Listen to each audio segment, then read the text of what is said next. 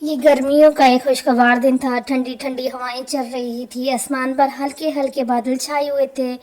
ایک کوا تالاب کے قریب کنارے پر آ کر بیٹھ گیا اور ٹھنڈی ہوا سے لطف اندوز ہونے لگا۔ تالاب میں موجود راجہ ہنس نے کوے کو دیکھا تو کوے کے پاس آ گیا۔ اس نے سلام دعا کے بعد پوچھا کہ تم آج کھوئے کھوئے لگ رہے ہو۔ کوے نے اداسی سے کہا کہ میرا رنگ اتنا کالا ہے اور میری آواز بھی بہت بری ہے، ہر کوئی مجھ سے نفرت کرتا ہے۔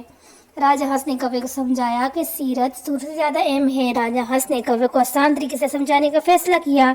اس نے کوے کو کہانی سنانا شروع کی۔ ایک جنگل میں کہیں سے طوطا آ گیا۔ جنگل کے پرندے اس سے پہلے کبھی طوطا نہیں دیکھا تھا۔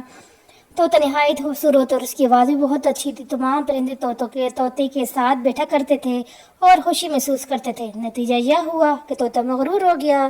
اس نے تمام پرندوں کے الٹے سیدھے نام رکھ دیے اور ان پر ظفر کرنے لگا۔ جلد ہی سارے پرندے طوطوں سے دور ہو گئے، کیونکہ جنگل میں ایک ہدہد آیا تھا اور وہ بہت خوبصورت ہونے کے ساتھ ساتھ خوبصورت بھی تھا۔ وہ دوسروں کی مدد کر کے خوشی محسوس کرتا تھا۔ آہستہ آہستہ تمام پرندے طوطے سے دور ہو گئے اور انہوں نے ہدہد سے دوستی کر لی، کیونکہ ہدہد دوسروں کی مدد کرتا تھا۔ اسی وقت گوشی خرگوش لکڑی لے کر جاتا ہوا نظر آیا۔ کوے نے کہا، گوشی بھائی جان کہاں جا رہے ہیں؟ گوشی نے جواب دیا، چھت کی مرمت کرنی ہے اور اس کے لیے لکڑیاں لے کے جا رہا ہوں۔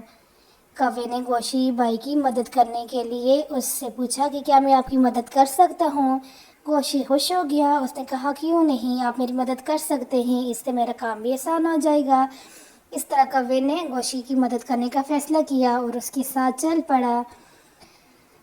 کوے کو خوش دیکھ کر راجہ ہنس جو تھے وہ مطمئن ہو گئے اور واپس اپنے پانی میں چلے گئے۔